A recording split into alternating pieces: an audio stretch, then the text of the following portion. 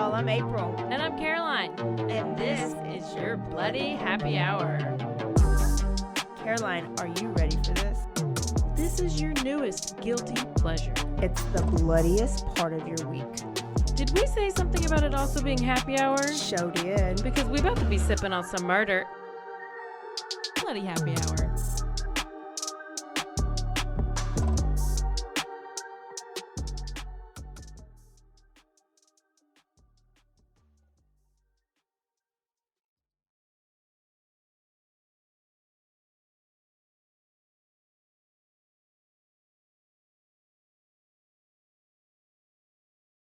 Hey, y'all. Oh, hi, people.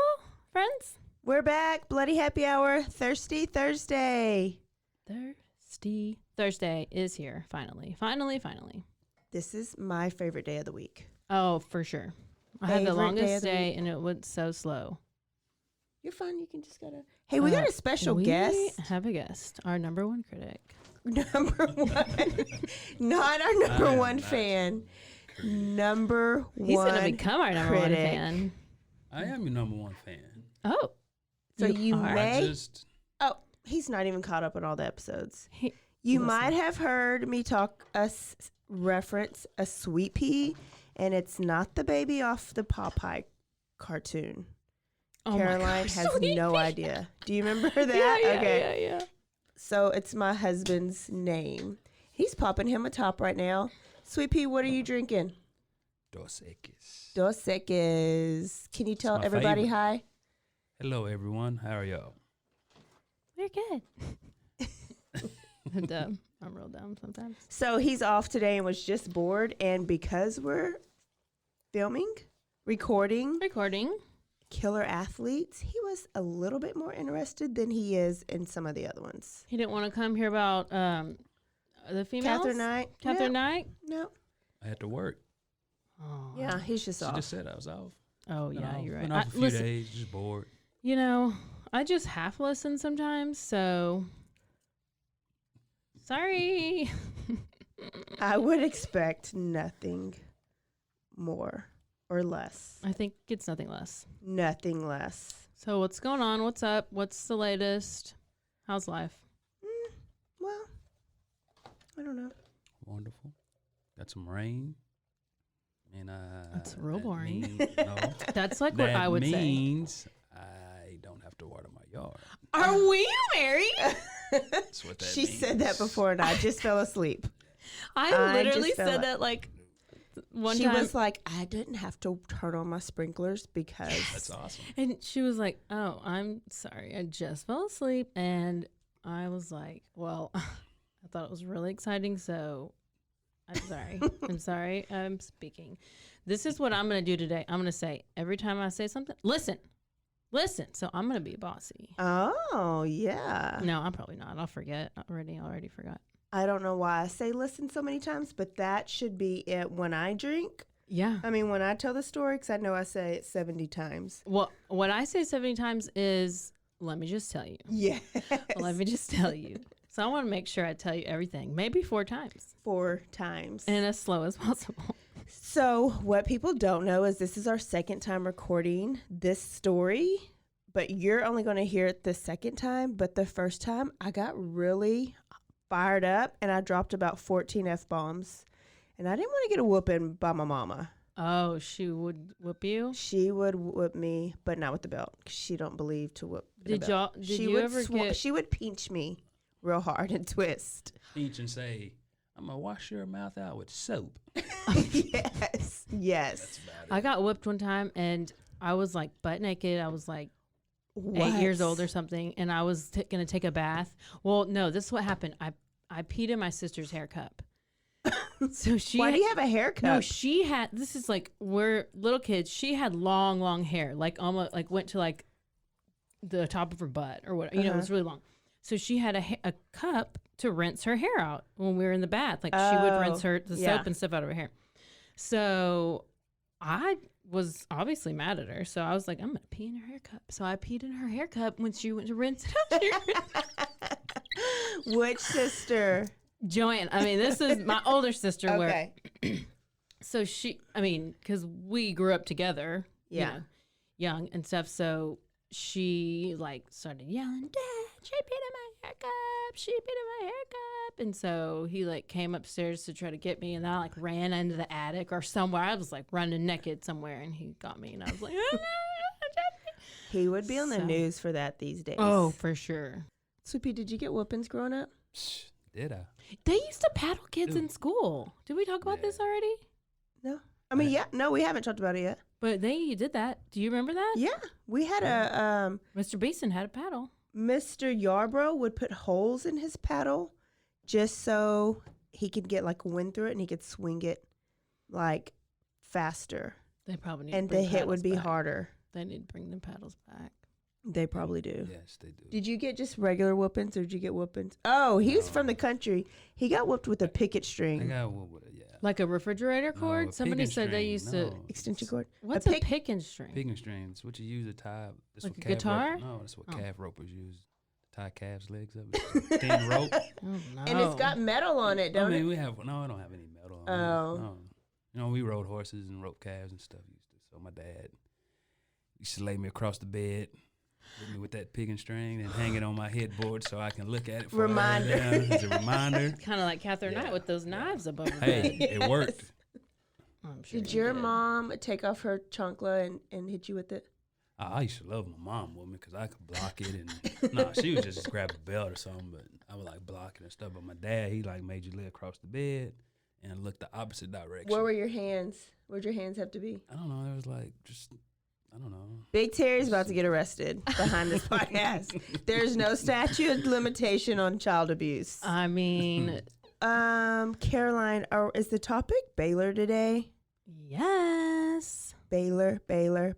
Is this episode Two? 2? No. Yeah. 2. Episode 2 of our Killer Athletes. Yeah. We did Yeah. Ray. Yep. We have So, yeah, last week we had, who was it? Ray Caruth, Oh, yeah. Oh, yeah. and he was a little crazy. She doesn't even remember. It takes me a while to go back into my brain. It is exciting when they finally send us this edited, and it's like, oh, I forgot. I totally all of forgot. This. Yes. Forgot all of this because we actually record like a month ahead. If y'all can't tell. If you can't, that's why one week I had no voice. Next week I had a voice, and then the next week it was gone. The again. voice It was so gone again. confusing. So tell us who you're talking about and why you're excited about it or not excited about it. I mean, I'm excited about it because this is a Waco story. Yes. And it's Baylor. And it's like, well, that's the college town that we have here. So, and it's close to home, obviously. I always love a local story. Yeah. So, story of Patrick Dennehy. And so, those of you that don't know, Baylor basketball player, this happened how many years ago? 2003. There was a scandal going on. Yeah, so that's what this one is. This is basketball. There's stuff going on with the head coach, stuff going on with the players. There's a whole mix of things. But to get us started off, Yeah, let's do it. here we go. Baylor University athlete Patrick Dennehy has vanished without a trace. It's one of those things people around here do not talk about. The summer of 2003 has been wiped from the pages of history. Baylor is a big-time athletic program where winning is paramount. We all thought that the 2003 season was the year. I remember Patrick telling me that with his help, Baylor would be the Big 12 champion. Patrick was always very calm, cool, and collected. But he called me frantic. He told me he was being threatened. Steve told me he was going to buy a gun. He was not in class, and nobody seemed to know where he was. It's like he disappeared off the face of the earth. Police in Waco, Texas fear the worst and think that some of Dennehey's teammates might know something about it. 911, do you have an emergency? Yes, ma'am. Okay, what's your name? Carlton. Carlton was the closest to Patrick at Baylor. I was completely shocked. They were best friends. Nothing was adding up. Our investigation into this tragedy will continue to move forward. What unfolded after that just took the story to a whole new level.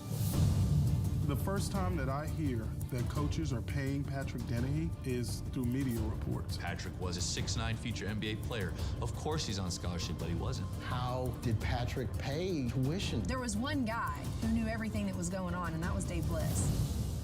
We didn't know until those tapes came out, because the tapes is when, it's over for him.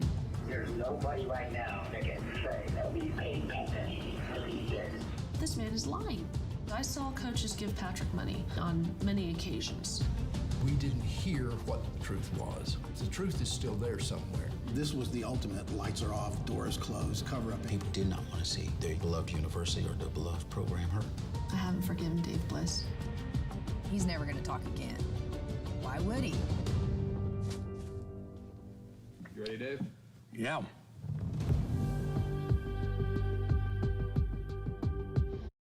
The sound of his voice disgusts me. I'm going to try to keep it calm this time. No, don't keep it calm. We need to see all your emotions and hear them. So that was the preview or the trailer for the Showtime documentary Disgraced, which was based on the Baylor Basketball Scandal. So for those of you who don't know about Baylor, Baylor is the world's largest Baptist institution. It's here in Waco. It's a private college. This happened back in the late 1990s, early 2000s. So Coach Bliss he came in 1999. But Baylor basketball and most all the sports there were pretty terrible at the time. But he had nobody really paid attention to Baylor at that point. They weren't winning games. There was just nothing exciting to see. Nothing going on. What was their record again? Well, their record, they were 0-16 in conference play. So they won 0 games out of 16 in conference play, and they which means they don't get to go forward. They don't play any postseason games. Okay. So that's not good. Sweepy, do you remember that time? Yeah. What do you know about this time? Do you when know Baylor something? sucked that bad? I mean, I remember when they did. It. I mean, just not to a detail, but I just remember going to the games and like there was hardly anybody there, and my friend and I would go and we'd win pizzas and stuff like it, and they'd let you in for like I would just remember like you bring a bottle of Coke and you got in free some canned goods. They would send. I worked at an elementary, and they would just send tickets to all the kids. This is football too, like football. Yeah, this was most of the. I mean, they were whatever. That's just kind of what we always knew. Right. Yeah. I mean, So Coach Bliss is the new coach who's coming in. He's coming from a few different. He has a good record at this point, but they're bringing him in. They're wanting to change up the program. Okay. Like they're wanting him to get people out in the seats. They're wanting him to bring in big donors and just bring in some money to help get some good recruits to this university so they can have at least win one game. Maybe that would be nice. One. That's not asking for too much. So let me tell you a little bit of background about him. He came to Baylor with about 400 to 500 wins. And he was at Oklahoma for about 5 years. He was at SMU for a little bit. And then he was at New Mexico, which that's where he had the most wins, was in New Mexico. Okay. Was he the same New Mexico? Yes. Am I jumping the gun? That Patrick was at? No, I don't know. I thought about that. Like, I didn't even think about that. Did he know of him before? Anyways, I'd watched the documentary and I wondered. Yeah. So, I'm not really sure. But he was at SMU during the time that they had all their death penalties with their football team scandal. And he was there during it doing shady stuff as the basketball coach. But since the football program was getting in trouble for all of this stuff, and they had for a couple years the death. I mean, where they just you can't death penalty. You can't do anything, right? You can't play for a year, or what's the penalty? A year, 2 years? I have it. Let's see. No scholarships. You're banned. Yeah, you did for a certain amount of time, so many years. I'm not exactly for sure, but it's a harsh penalty. It's tough. Oh yeah, it's like SMU the worst. They hadn't been right since. I mean, they're coming around now. Few years, but it took a toll on them for a long time. Harshest penalty that can be given down to a NCAA school. So that's a little bit But does that only affect football since it was a football thing, or were all sports I feel out? like since football is the number one moneymaker, like the number one sport of the school typically. Yeah. It has an effect on all the programs, but yeah, I mean, it was just football related. Okay. I guess it affects the bringing in their money. Okay. It affects the revenue, yeah. Yeah. So, I mean, other sports can still give scholarships and stuff, but that's not the big money makers of the Got it. Yeah. So that's probably the only person I'm going to just tell you about, because otherwise I'm going to go into it. Okay. Let's switch it up. So, are you ready? Ready. Good, because it's happening. We have two. These are the two major people: Carlton Dotson and Patrick Dennehy. All right. So these two. So Patrick Dennehy, actually, he got in hot water with his coach and his teammates at the school he was at right before Baylor. He had like stormed out of a practice, and they were looking to kick him off of the team.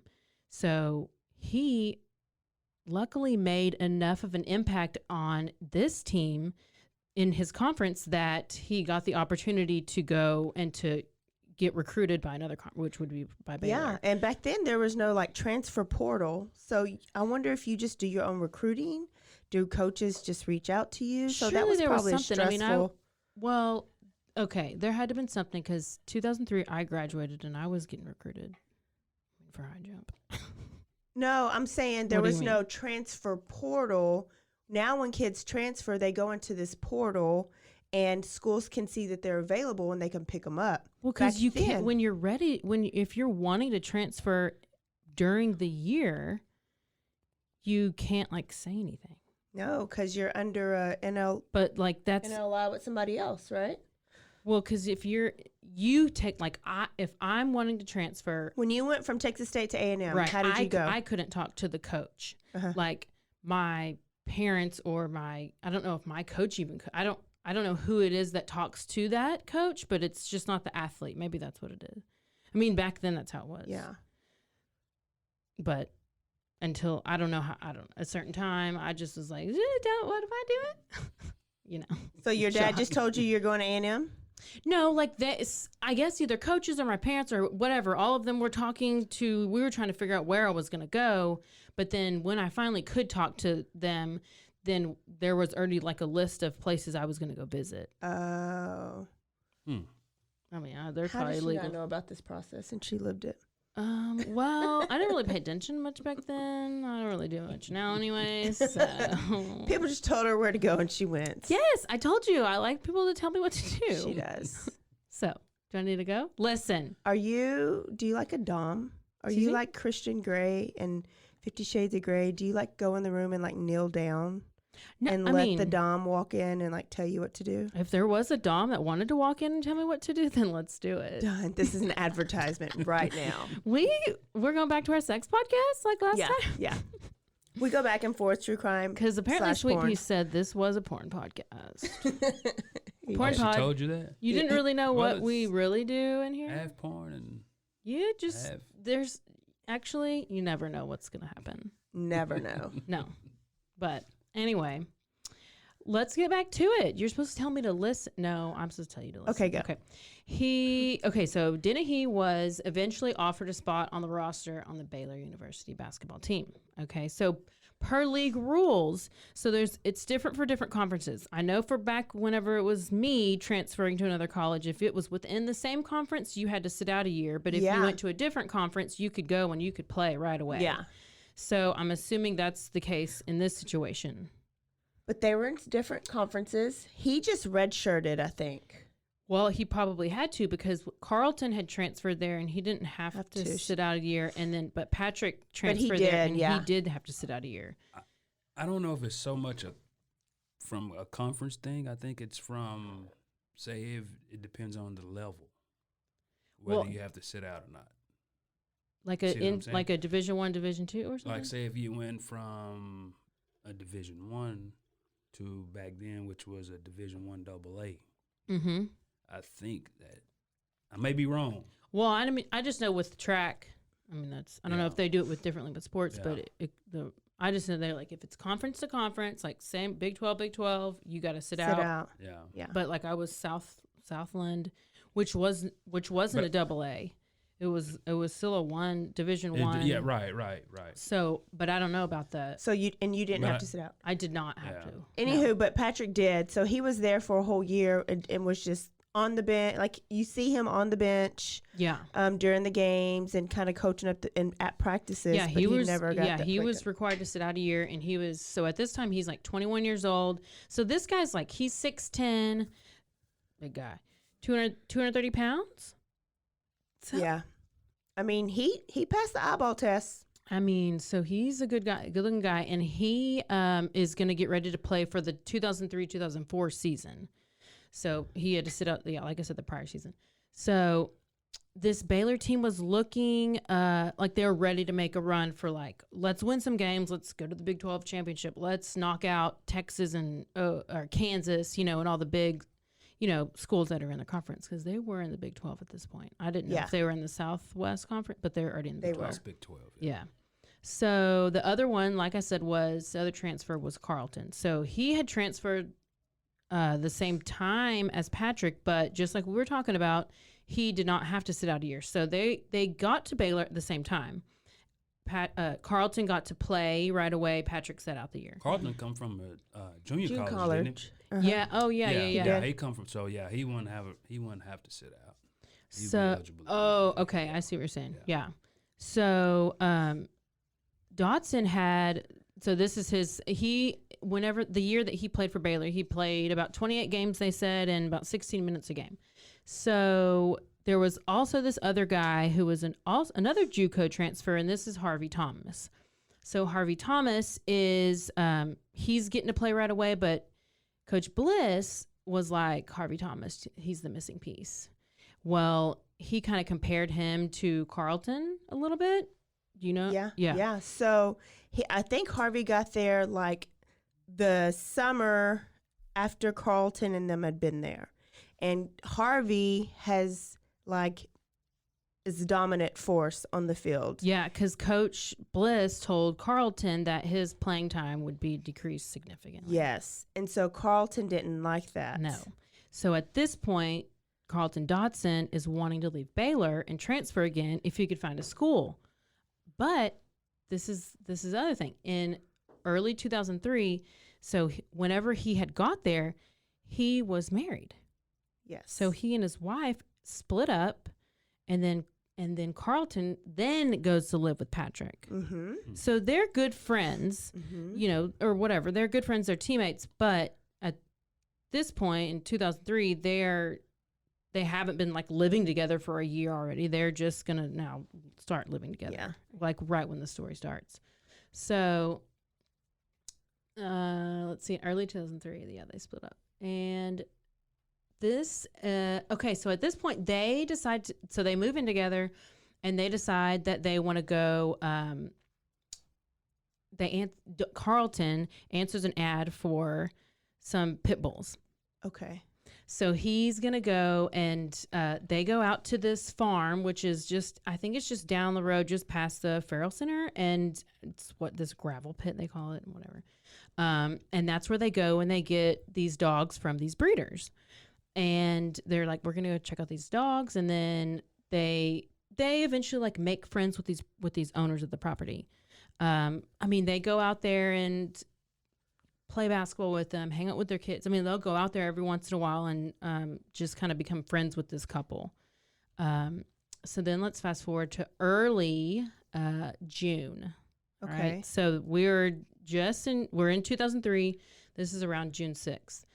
So Carleton Dotson and Patrick Dennehy, they're good friends.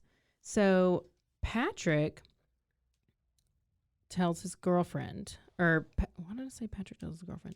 He does. He does tell his girlfriend that their teammate Harvey Thomas, which is the one who is threatening to take Carleton's spot, stole money from their apartment and that they're being threatened with guns. So the next day, Carleton and Patrick decide they're going to go buy guns to protect themselves. Well, they also go and they ask the owners of this farm, who they've made good friends with, if they can have permission to go out and practice shooting the guns and do target practice or whatever they're going to do. And they're like, yeah, that's fine. No problem. So then a few days after that, they obviously went to go buy these guns because they felt like they needed something to protect themselves. They were scared of something. And by this point, stuff had supposedly gone missing. Like money had gone missing. They were just... A car was broken into. Yeah. So they buy these guns. They're nervous. They're worried. And then finally, a few days after they buy their guns, they go and they tell the coaches about these threats. They ask for advice what to do. Do they need to go to the police? And, I mean, some say that it was just Patrick that went and talked to the cops. Some say it was both of them. We've heard conflicting stories and read conflicting articles and stuff like that. But either way, they did one of them went to the coaches, and apparently the coaches said, no, don't go to the police. We'll just handle this in-house. And eventually we know what happens. But a few days later, this is the last time that Patrick Dennehy is seen, which is on June 12th. So this is going into a weekend. All right. And so people start to become concerned about not knowing where Patrick is. And one of the assistant coaches, which is Coach Abar Roos. Mm-hmm. Is that Hero Abar? That's Hero Abar. Okay. At some point, I'll play the hero. The DJ air horn. So Hero Abar Roos. So his job at this point was to go check on the athletes and to make sure they're in class.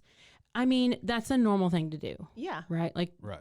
Your coaches are there to take care of you, to make sure you're getting all your shit done and make sure that you're going to class, you're, and coming to practice. Yeah, that's the normal thing. Have somebody like that. Like, they're going to visually, make eye contact with the kid.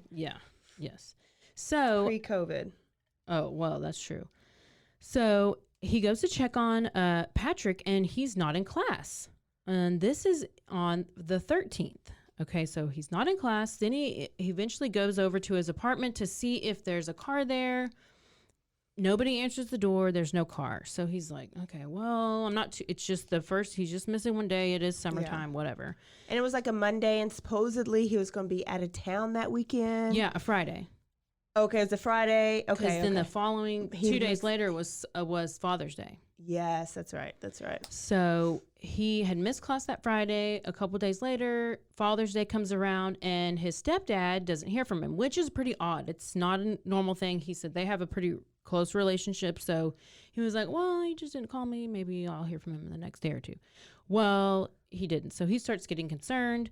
And then the friend's parent, like the girlfriend she does a lot in this story.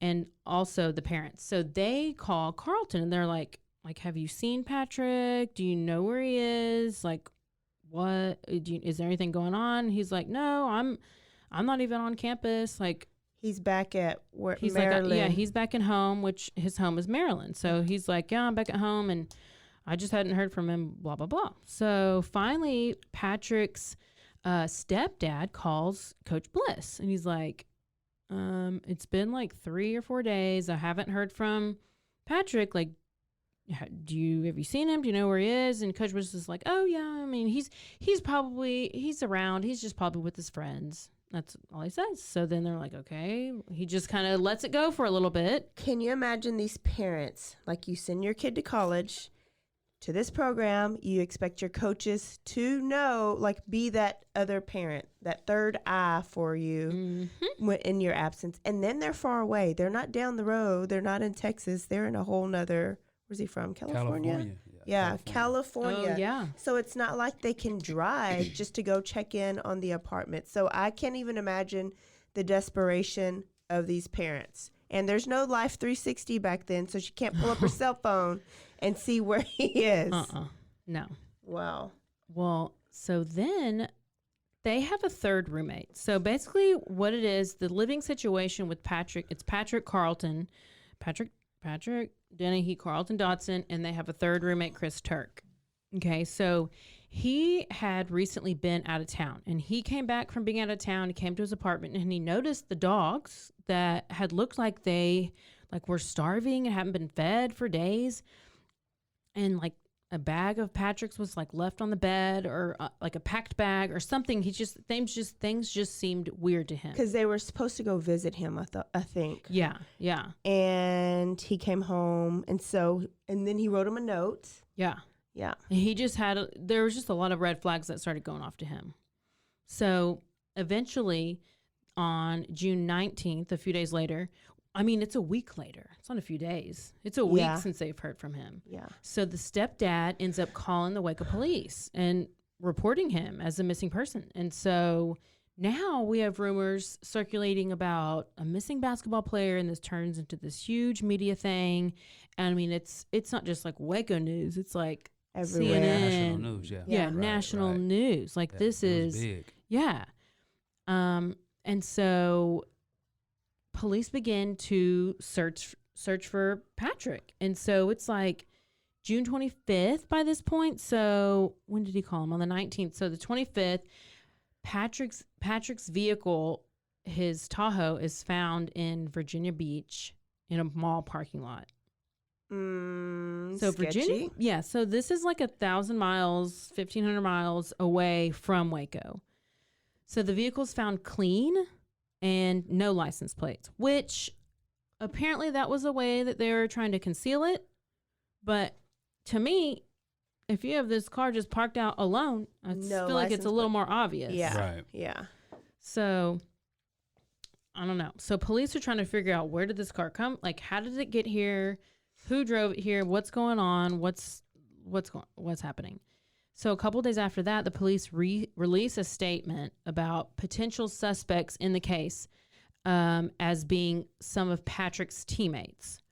So in relation to this statement, among other aspects of this investigation, there is a Florida attorney from like St. Petersburg. He's known to represent athletes. Okay. So he actually says he's been hired by Carlton Dotson. Oh, just out of the blue.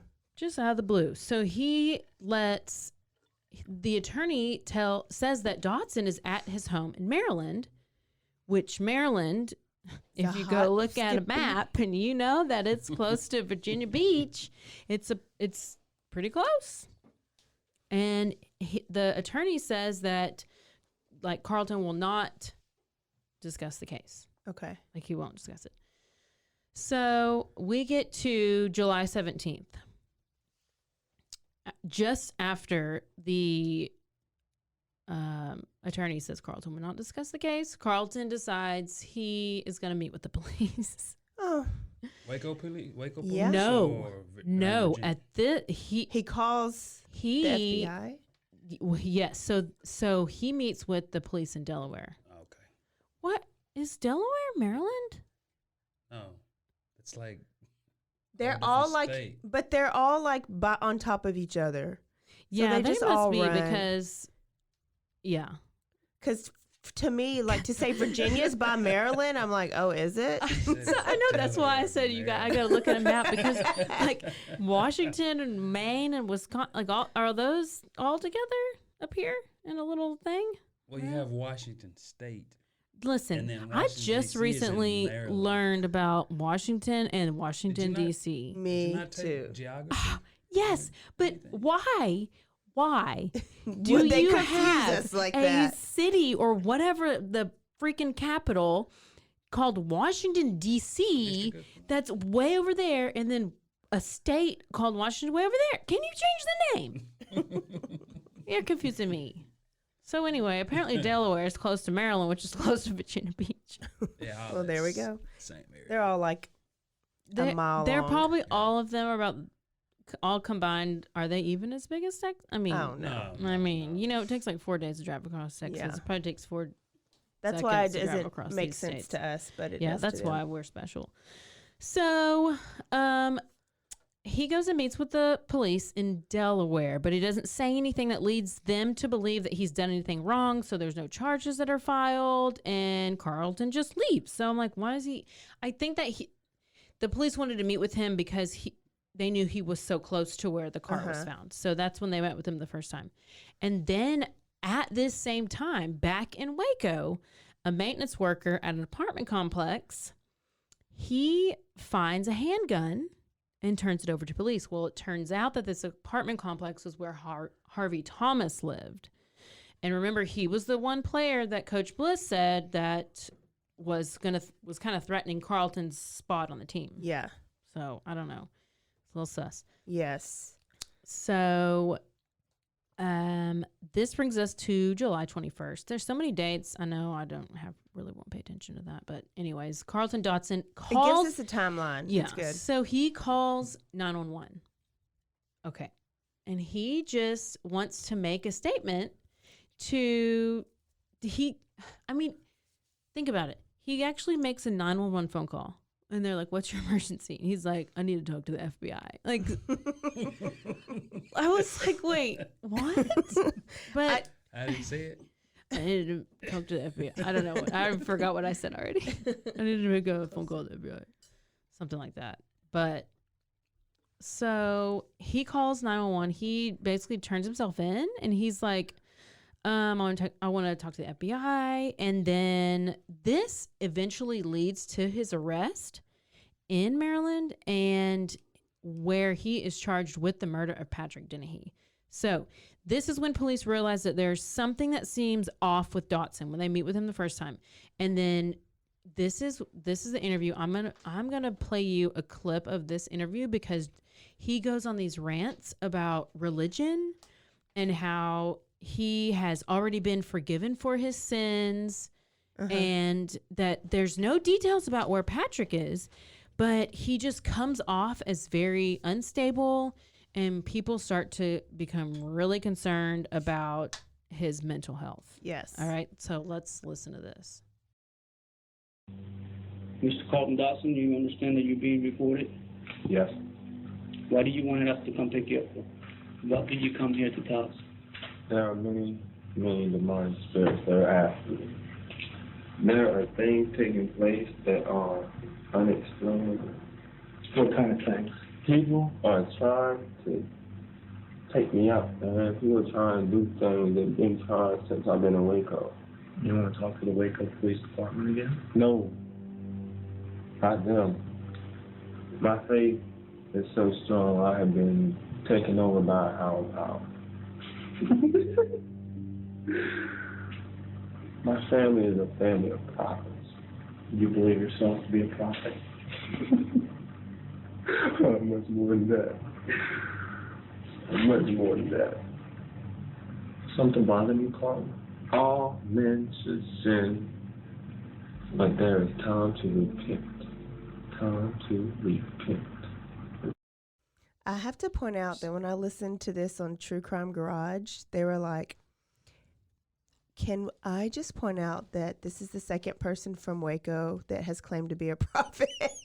Yes. And when I heard that, I was like, first of all, he's not from Waco. But he got this. And so they were like, when you go to Waco, don't drink the water because you might become a prophet. I know. I just have a hard time listening to them because I just have a hard time listening. I just need some more life. I love him. First time hearing that interview. So what do you think about that, Flippy? Oh. I didn't, yeah. I didn't know. Oh. That's my first time hearing that interview. So do you think it's crazy? I mean, yeah. Like that was creepy. Or was he already trying to make his defense? See? Well, yeah. That's what that one other. I'm like dead in the middle with this. So let's finish this and we're going to go over our scenarios. So was there any history of him being in any type of psych? Well, I ain't gonna say a psych ward. Well, no. I mean, So when we get there, supposedly the wife has said some things. Huh. So basically, what he said there is that he has many monsters that are after him, and things are happening that are unexplainable, and people have been trying to take him out, but his faith is so strong that he's been taken over by a higher power, and he's like, if you didn't hear it. And he did say, my family is a prophet. Yeah, call me Prophet Eric. I forgot to wear my mustache. Oh yeah. So he's been taken over by a higher power, and he's a prophet. So Yeah, there's a little situation going on there. He goes to talk about repenting, and he says he's already been forgiven for any sin that he may have committed. Mm-hmm. I think at that point they ask him anything about Patrick, and that's when he like leaves the interview. But he also says that he was telling police that he was hearing voices. He was afraid for his life, and there are some reports that say that that people were wanting to kill him because he is Jesus. He is the Son of God. I remember articles saying that.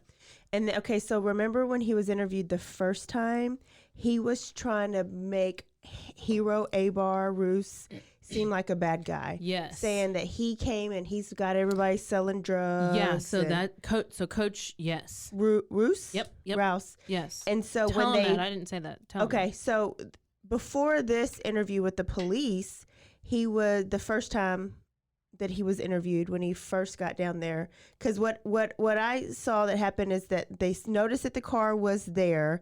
Some of our Waco police drove down, checked out the car, and they were like, well, we're just right down the road. Let's go see Dodson. They interviewed Dodson, and they asked him all these questions, and he was of sound mind then. Yeah.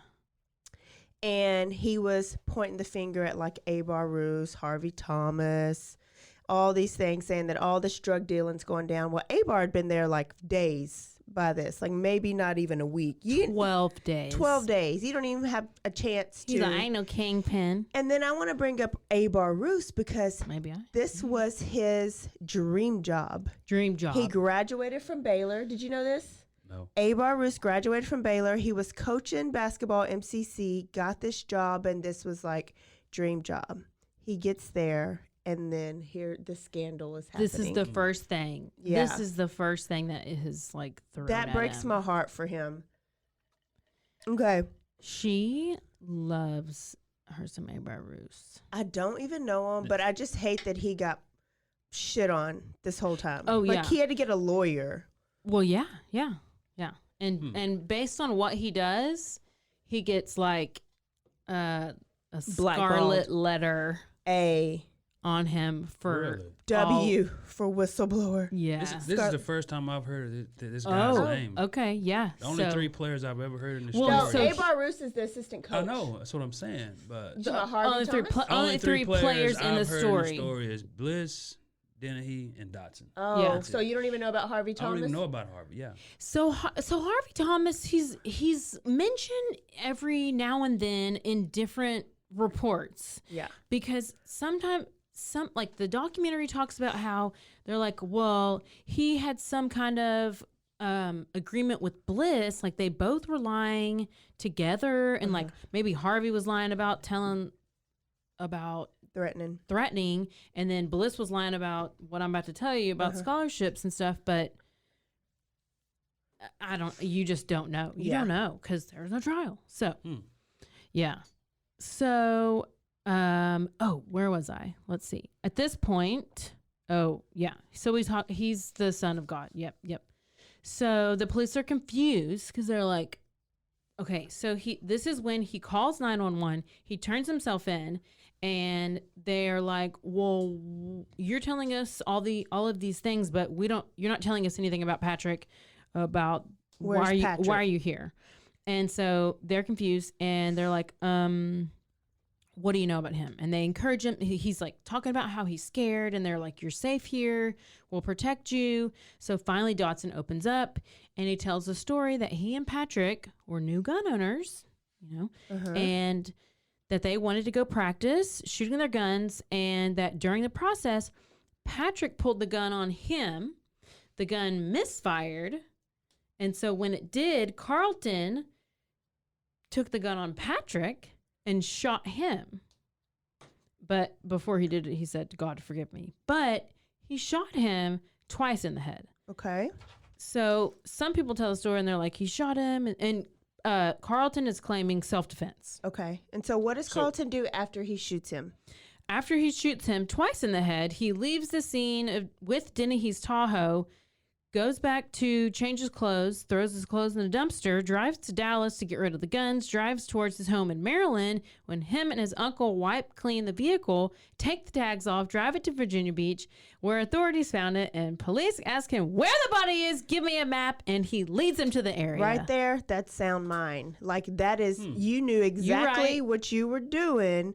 You very strategically went home. That's so changed true. Your clothes, threw the dirty clothes with evidence, not just, on the floor because you were panicking. Because if you bagged them not, up and you put them in the dumpster. If you had issue, you would just go home and take a nap. And if it was self-defense, you would have called 911 and said, "This is what happened. Come out here." Yes. Or you would have shot him to injure him. Yeah. And why do you need to shoot him twice? Look, Swippy's real confused. He's like, shot him twice? No. Did you know that you shot him twice? Because I didn't know. I didn't know that. Yeah. But he had why did Patrick so-called pull the gun on him in the first place? He didn't say. He said they were just, oh no. He said they were just out there practicing shooting. He didn't say. So they were supposed to leave and go visit Chris Turk, wherever Chris Turk lived. Yeah. And so then they were like, "Oh, let's go shoot." And they decided to go shoot instead. Whoever's idea it was. And out there is when it happened. Listen, all this story, in my opinion, it's just Dennehey, Carlton Dotson just making up this whole fake story. Right. Like he had this whole thing planned. So, and then you talked to police and you talked all around Patrick, but now you're crazy. Yes. Now you're crazy. Yeah. That's why I don't even, the whole psychotic thing. He did real good. It's convincing. Yeah. That everything you did that led up to that. The good laugh. But that story about him, exactly what you said, changing his clothes and having, the wherewithal. So then you drive to Dallas, you go this way, north, and then you're going to go which way to go to Maryland? Northeast. You keep going north. Northeast. Oh, it is still north? Don't ask me because north? I just found out that. Is it out of the way, though? It's north. No. Maryland. You'll go up Maryland. to Where the hell are you going? Where the hell are you going? No, technically it's not out of the way because you'll go up to Dallas and then you'll hit 30 and. Oh, truck driver over here. Okay, well, I thought he was backtracking. Nah. I didn't know you were going to Maryland, but that's fine. So that is all just insane. So what day were we on? July 19th. So we're on the 25th now. So this is when the police start to search around Waco. They're start to look for the body. So they eventually find they find a body that was so badly decomposed that they had to match it with dental records. Yeah. So I also heard that, and if you need to cut your whatever you use, turn your phone down. This is a lot. What's the word? Explicit content. So I heard that his head was off. I think he was decapitated. So that's just some. But they think because that it was from armadillos or the animals because he had been out there for so long. So there was so much decomposition. Texas summer heat. Yeah. But that is crazy. And so you can turn your radio back up now. But they had to identify him with dental records, and that they identify him, that they confirmed that it was him.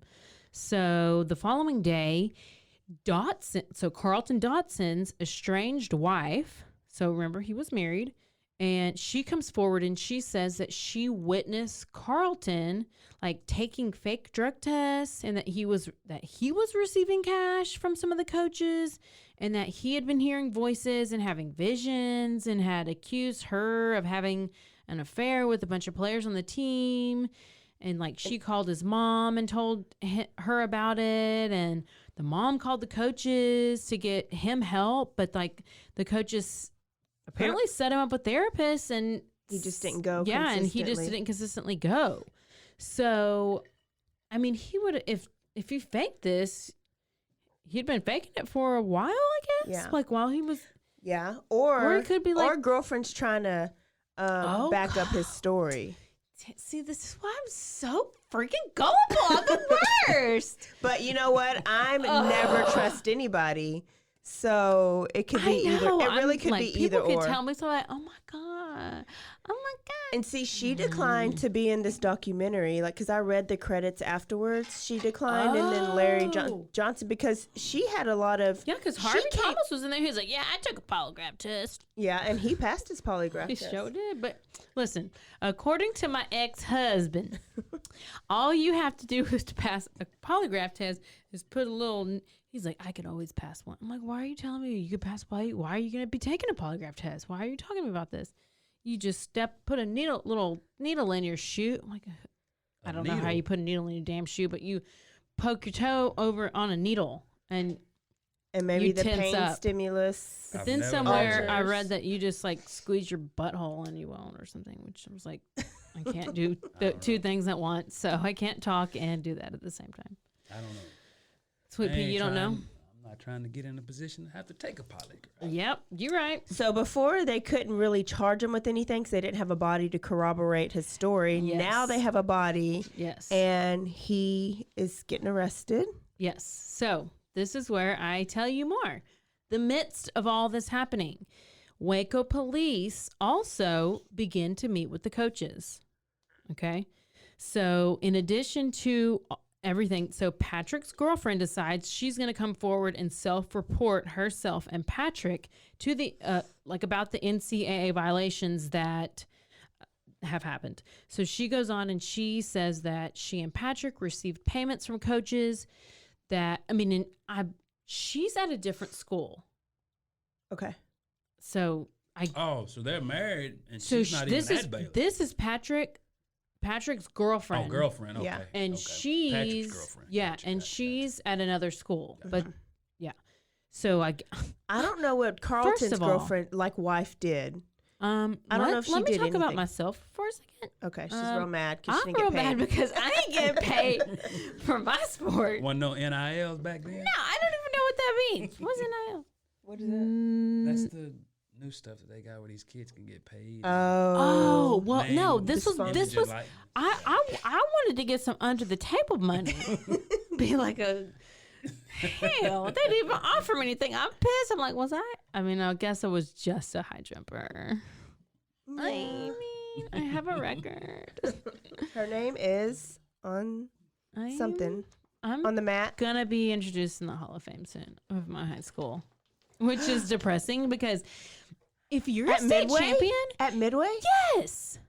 What? You know how many people have nominated me and they still won't put me Midway? I was a great substitute teacher for y'all last year. My friend's the new head coach. You want me to text him? Yeah, they ain't gonna do nothing because I have a coach. Sweet Pea, make me another drink. I'm getting pissed over here. Just do that. Sweet Pea's stone cold in these beers over here, doing it real quietly, and then can't even have the microphone next to him because he's burping so much. I think at least we need one good burp in the microphone. You got anything to mix this with? Or? No, it goes with water. I'm staying hydrated. Oh, so Patrick's girlfriend self-reports, and she says that she and Patrick received payments from coaches, that coaches paid for Patrick's car, and she says that she was with Patrick whenever the coaches paid get the down payment for his car, $2,000 down payment to get his Tahoe, and that also everybody thinks, including his parents, that Patrick is on scholarship at Baylor. And he ain't. Because they're like, if you, we would be having to pay for it, and we don't have to pay, the parents. He's like, we're not paying for anything. So when they find out he's not on scholarship, they're really confused. And everybody else too. And so this book that I was reading is Matt Sayman. And so he was the cute little kid, white kid in the documentary. I thought that was basketball player. No, there was another one. Oh, yeah. There was two whole ones. There was two white kids. I didn't. He was the other cute one, but he was shocked too. The players were shocked to know that Patrick was not on scholarship because he was this future NBA player. Yes, he was an NBA caliber player. Is he not? And then I wonder, why was he not? Were they out of scholarship money, Or I did think that they were. tie Dave Bliss's hands? If he was on scholarship, he wouldn't have been able to do all this other stuff. I think they were out of it, and because they had just got, look, they got Carlton, they got Harvey, they got Patrick. They're like stacking their team with either JUCO or transfer players because they're trying to get better. Yeah, they're trying to have a winning team. Trying to compete. So I feel like, and I'm just saying, I feel like this is not uncommon.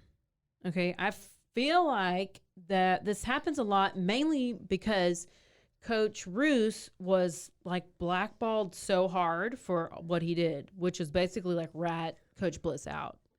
Let me read this what the girlfriend said in this book. Okay. Because so this can go two ways. Patrick told his girlfriend everything. And so she knew all these under things that were happening like behind the scenes. So he went to Baylor because they promised him an SUV. So on July 24, 2003, another crack appeared, and the girlfriend, let me find it now. The girlfriend said that Coach Bliss and Patrick went to a dealership to look at a 1996 black Chevrolet Tahoe. Mm-hmm. The cost was $10,000, including a $2,000 down payment. So Patrick had to get his dad to co-sign for it, and then a week later he showed up with a wad of cash for the down payment. And so the girlfriend is like going up to the press and like telling them all this stuff. And so when she took him to the Farrell Center, he came back out with the cash, the down payment, and that's how he paid for it. Where'd he get that cash? Under his, well, Farrell sometimes Center. I do stash cash in like weird places. I found like $100 in like a photo and like a frame. So the fella came to Baylor because he was promised an SUV. According not to a scholarship. An SUV. I feel like Coach Bliss was said, like, I'll take care of you. Huh. I'll take care of you. And he didn't have to pay. So now here's the issue.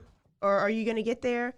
Now they got to find this money. So the police reporters are like, okay, go. No, I mean, they're listen, like, if I don't where'd he get get this $2,000 and tuition costs this much? Where's this extra $7,000 to $10,000? Yeah. How is this tuition getting paid for? Yeah. But shit, we all know Baylor's not cheap.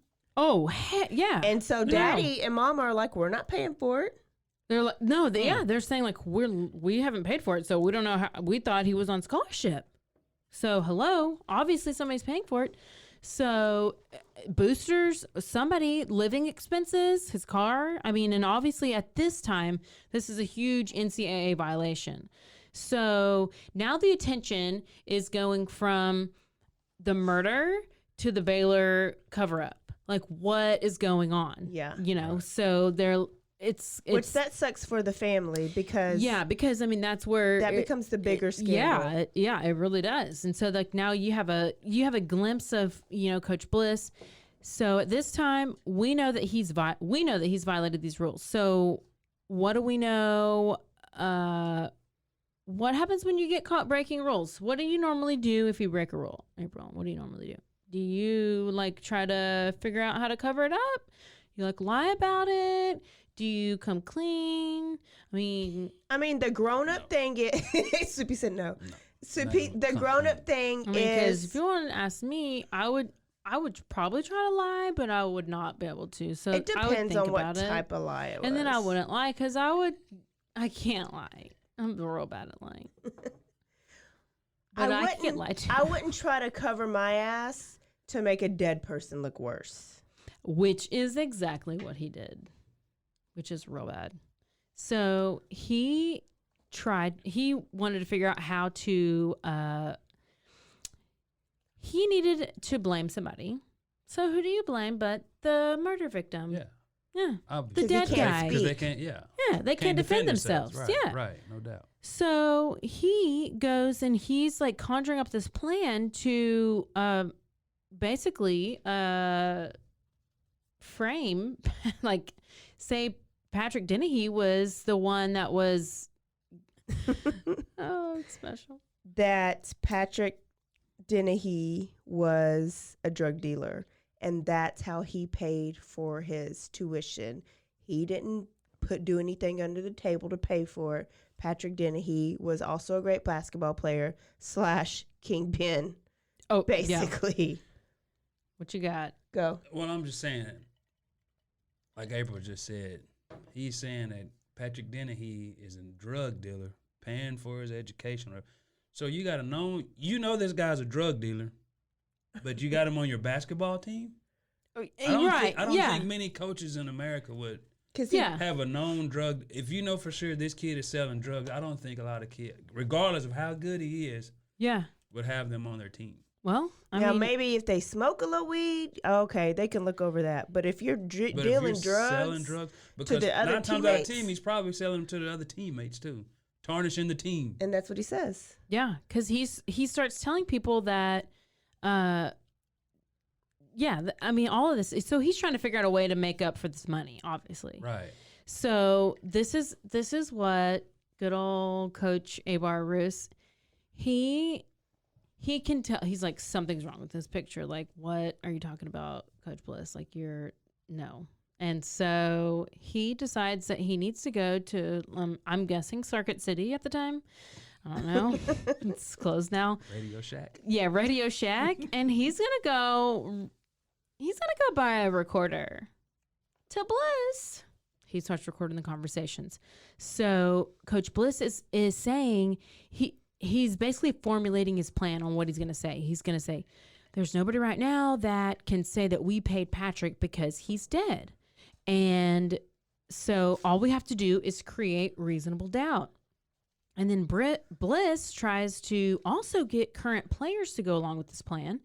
And he then, to the point where he rehearses with them to get them familiar with, so they all have the same stories on what to say when they're going to meet with the investigators. And like, they're like, just literally Bliss. I mean, you saw the documentary. He's like, say that you've been going to his apartment, you were smoking weed, you were drinking stuff, you had some ladies, and you all were having fun. And then Patrick just pulled out all this cash. Basically, Patrick run a brothel. Is what he just described. Literally a damn brothel. Yes. And there was hundreds and hundreds and hundreds of hundreds. So as Bliss is telling this, Coach Abar is recording all of it. Like 3 days worth of, it's a recording with Coach Bliss and Abar themselves. It's a recording with Coach Bliss, Coach Abar, and players. So he has all these recordings. I feel like Coach Abar isn't trying to expose the I think he's trying to save himself. Well, yes. Sounds like but it's when Dave Bliss was like, we just need to create a reasonable doubt and paint this kid as a bad person. And he also leaves the contract on his desk. Do you remember that part? Yeah. So apparently Coach Abar came back to his desk one day, and there was it was Bliss's contract, and it was the little section was highlighted saying that he had the permission, he had the authority to fire and hire any assistant coaches. So this is is he threatening? So yeah, pretty basically much threatening do what I Coach said. Abar. Yeah. Gotcha. Shady. Yeah. Shady. Wow. I want to play a shady song, but yeah. But I can't, because his intro is, I wanted to get back to a Christian school and retire from a Christian school. Yes. And okay, pay these kids under the table. Like I said last time, if Patrick never got killed, he probably helped these kids, giving them money. Yeah, they're broke. These college kids are broke. And yeah, they should probably get paid for doing what they do with their body for these college programs and raising these college programs. But it was illegal. I don't even care about that. I care that you're trying to rub this kid's name through the mud to cover your own ass. And it gets so bad because so here we go. So there's like an investigative committee, and they meet with the players and the coaches, and it's at this point that they ask for Coach Bliss's bank statements, and that's when he knows that he's like screwed. And like his personal or the like Baylor's? I mean, I don't know, just his bank Probably his statement. personal. Yeah, I would assume He's he's got to be doing that. His personal Oh, I don't think so. I mean, think I he would had just some withdraw petty cash. And I would just bank it. But I don't know. Apparently, no, because I think that could be tracked too easy. I mean, cash. Yeah, but he if probably you withdraw signs cash off on his own shit. Huh? I'm sure he signs off on his own stuff. Well, everything goes through the head coach. But like if you put a down payment on, well, no, I guess it's. Listen, this is what his personal. You know, I'm gonna act like I know everything because I don't know anything. So they get the bank statements, and apparently, he whatever they do, he automatically thinks he's bust. Like he knows he's caught. So however they go about tracking it, he knows he's caught. So in August, Coach Bliss resigns, and these tapes that Coach Roos had are made public. So everybody's shocked. They're just like, "Oh my gosh!" Obviously. And according to the documentary we watched, the Disgrace doc, in Coach Bliss's 2017 interview, he admits. Listen to this. It's real bad. You're going to get pissed, which you know. But he was wrong for making up the whole story about Dennehey and about Dennehey paying for school using drug money, but that to this day he still says that he thinks that Dennehey was selling drugs. And he was like, make no mistake. Bullshit. He says, make no mistake. Dennehey was selling drugs, but you'll never know because the police were too busy hanging me. Yeah. Yeah.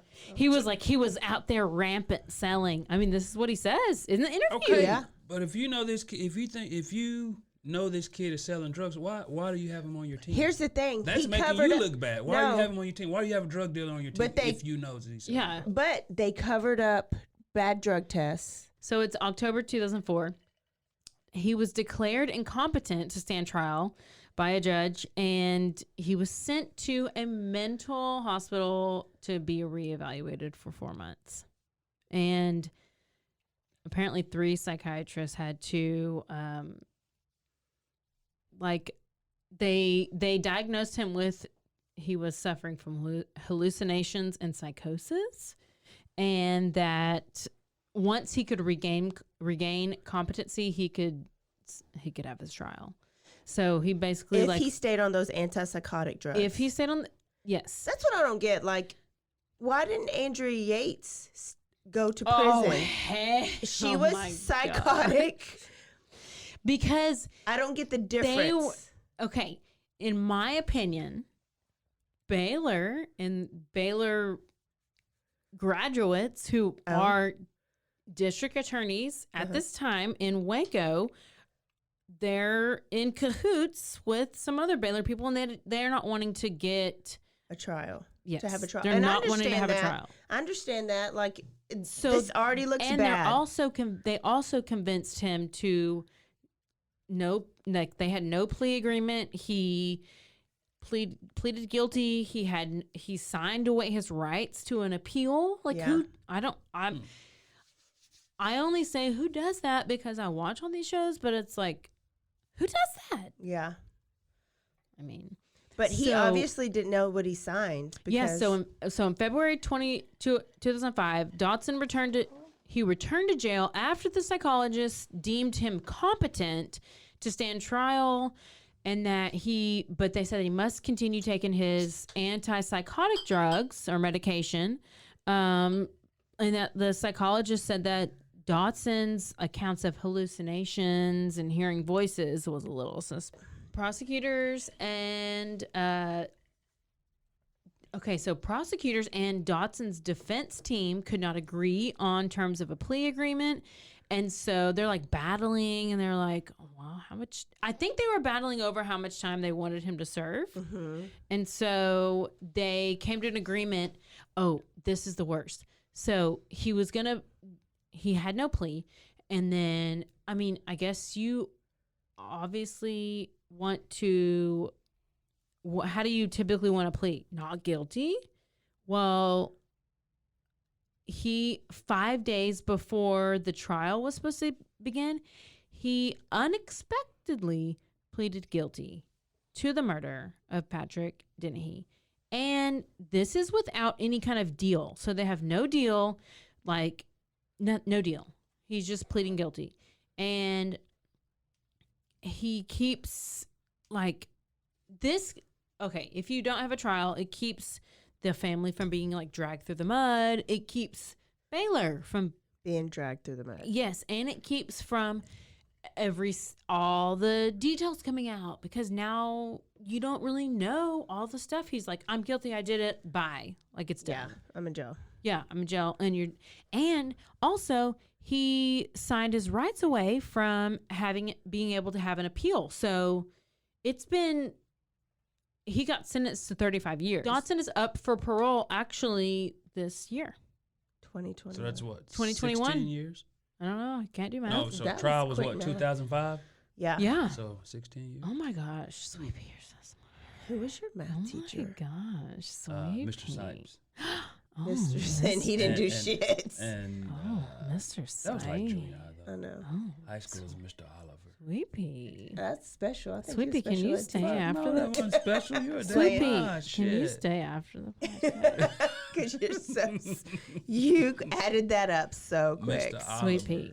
Okay. Listen, I love. I think he's retired now, though. Wait, Sweet Pea. What? April. Here comes the porn part of the April. podcast. April. What? Sweet Pea. I love some good math. Caroline trying to go back to Blacksville. That's the only thing I know. I'm about to reach under the table. Don't ask me to solve a problem. I just know the teachers. You already solved the problem, Sweet Pea. Baylor ends up having to place itself on probation. They are limited to 7 scholarships for 2 years. And they cannot have a postseason for 1 year. So it's like postseason ban for 1 year. And then the NCAA, that's just by Baylor. So then the NCAA initiates a non-conference ban for 2005-2006 season, and their probationary period is also during that time. So they can have limiting recruiting privileges, which is not good. And then Bliss he basically is like cut out of being able to coach for 10 years for, quote, despicable behavior and unethical conduct. He was so despicable. So in 2015, Bliss was hired as the head coach at a school, Southwestern Christian University. Oh, and then he's going back to the Christian ones. Yeah, listen. Colorado, so, in Colorado, right? This is in 2015. Then apparently he resigned from there, and then in 2017, he resigned because of the documentary. So the documentary came out in 2017, so he resigned from that university. But then it says that he, later that same year, Las Vegas High School hired them as his head coach. But then he also resigned in 2018 after only 1 year as head coach. So he's like... So I need to know what you guys think. What is your scenario, like, with Carlton Dotson? Do you think he was psycho? Do you think he was jealous? Do you think he was desperate? Sweet Pea. I don't think he was psycho. I think he saw Dennehey as a threat, and one day they were out shooting guns, and I don't know. I don't know. Maybe they had an argument. I don't know, but I think at some point he saw Dennehey as a threat, as like we were saying, taking his position, and figured, okay, I'll eliminate him. Caroline, what do you think? I feel like I already know what you would think, so I'm literally, I go back and forth, but I want to know what you think. It's so hard because Coach Bliss just is so like determined on his story, but at the same time, you're like Dotson obviously had a reason to not like both of the people, but then like you have Harvey Thomas over here, and I feel like he had a lot to do with it, but he's like secretly like undercover. And we didn't talk about Larry Johnson this time. Yeah, we didn't because the first time I mentioned him, and then I was like, yeah, there's nothing about him. So Larry Johnson, and only because I watched what you did, yeah, and they left it very questionable. Yeah, so it's like, Larry, why are you even telling me about Larry Johnson when there's nothing freaking about Larry Johnson in the whole story, except for that he's the cousin who sleeps on the couch one night. But he's also the cousin. Okay, so is Harvey Thomas's cousin. Patrick Dennehy hosted Harvey Thomas when he was coming in, because he was a recruit. And so until his apartment got ready, Harvey Thomas spent the night at Patrick and Carlton's house. And so they would hang out. Harvey's interview on the thing was Patrick picked him up from the airport and was like, hey, do you smoke? Okay, bet. So they went back and so they got along. But then somehow that got twisted and Harvey became a threat, whether that really happened or that was in Carlton's mind. We don't know yet because we didn't go to trial. Well, he called his cousin Larry Johnson, and Larry Johnson stayed on the couch with them. And then when Patrick went missing, Baylor had our Roos, Abar Roos, take Larry Johnson to the bus station or airport and bought his ticket to go back, quick. And so the documentary left it they they left it like he could have been a little sus because he was jealous, and then did all the things, dropped the gun, took the car. His uncle helped him wipe it down, and his uncle was like, yeah, where'd this uncle go? You about to go to jail. That's my next question. You about to go to jail. You better play like you crazy. You better go in there and say your name is Cinderella. And that's what he did. He went in there and he played crazy. Oh. That's my next question. So did the uncle and them know what he did? I mean, they knew what he did. So what happened to them? I think Uncle said play crazy so you don't get and nothing happened to Uncle. That's what I was like. Well, this uncle helped him wipe down his car and then nothing? He's gone. We want to hear you guys'. What are your thoughts? Yeah, do you think it's just jealousy? About it. I know. I can go forever. It makes me mad. Do you think it's jealousy? Do you think he was psycho? Do you think there could be another whole situation that we haven't even thought about? Let's have some conversations on our Facebook or Instagram. Let's have some conversations. Sure. Email us. What's our email? Yeah, email us. Oh, is it us now? What's our email? Wait, email us. Is he part of this now? Bloody Happy Hour. Email us? At gmail.com. Yes. Hit us up on Twitter, Facebook. Wait, let me read you this. It's so funny. What is it? An article? One little story. Yeah. Okay. It says the title is... we've only been going for an hour and 3 minutes. I know. So it says the title is Woman Arrested After Lewd Jail Visit with Inmate. What? Spicy. Charlotte County, Florida. I'm shocked. Not really. Everything happens. Listen, everything. You're going to die. A woman, do you want me to, I'll act it out while I read it. A woman exposed her breasts and appeared to pleasure herself during a virtual visit with an inmate last week, ending up behind bars herself. Danielle Ferrero, 38, of Punta Gorda, spoke to the inmate in a video call at the jail's visitation center on August 8th. Ferrero and the inmate engaged in a lewd sexual conversation for about an hour, and she began touching herself while visiting the building. Oh my God. Ferrero was held. Let's see. Ferrero and the inmate engaged in lewd. I already said that, didn't I? Should I start over? No. Keep going. Listen. The blah, blah, blah. At one point during the video session, Ferrero was rocking back and forth in her feet as a form of masturbation. And Ferrero also lifted her shirt to expose her breasts to the inmate 3 separate times toward the end of the call. Ferrero was arrested later and charged with exposure of sexual organs within a public place and violation of probation or community control. Once they were finished. She was at the Charlotte County Jail and released later. Oh my God. Wow. Anything happens in Florida. Listen, she was all about getting. She's a good little visitor. Some stuff. Yeah. She was. Well, you know what? At least she's getting some of it. I'm just saying. Hey, y'all! Don't forget to go on and RRS, rate, review, and subscribe. And we will see y'all next week with story 3. And we're going to a wrestling session. We are. It's a wrestler. Yep. Cool. All right. So don't forget to stay aware. Stay alive. And always be DTF. Bye, y'all. Bye. Say bye, sweet bee. Bye. Say bye. Have a good one. I enjoyed it. Oh. We'll have to do it again. Oh, I really enjoyed it. Oh, okay. I wish I had known I was coming, though. I would have done a little more. I would have done some research on the case. My God, sweet bee. You're going to help me with mine. This is like spur of the moment. You're helping me with mine. What's your next one? Oscar Pistorius. Oh, yes. Let's do it the together. Blade Runner. Yes. Yes. Yes. I got you. Bye. Bye, y'all. Have a good one.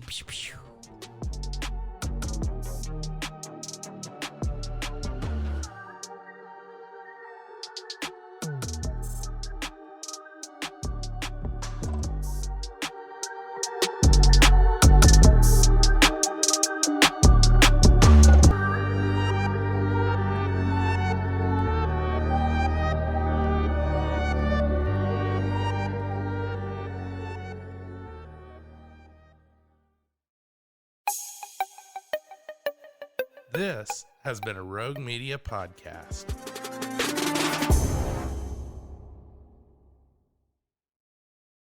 Are you ready for a rewarding career in the electrical industry? Quality Electric of the Coastal Carolinas, QECC, is looking for qualified electricians and electrical helpers to join its Charleston team. QECC offers guaranteed full-time hours, make up to $30 per hour with possible performance bonuses and career growth opportunities. Enjoy benefits like health insurance, dental and vision coverage, 401k plans, and more. If you're a motivated, experienced electrician, this job is for you. QECC is an equal opportunity employer. For all job inquiries, send email to hr@qeccinc.com.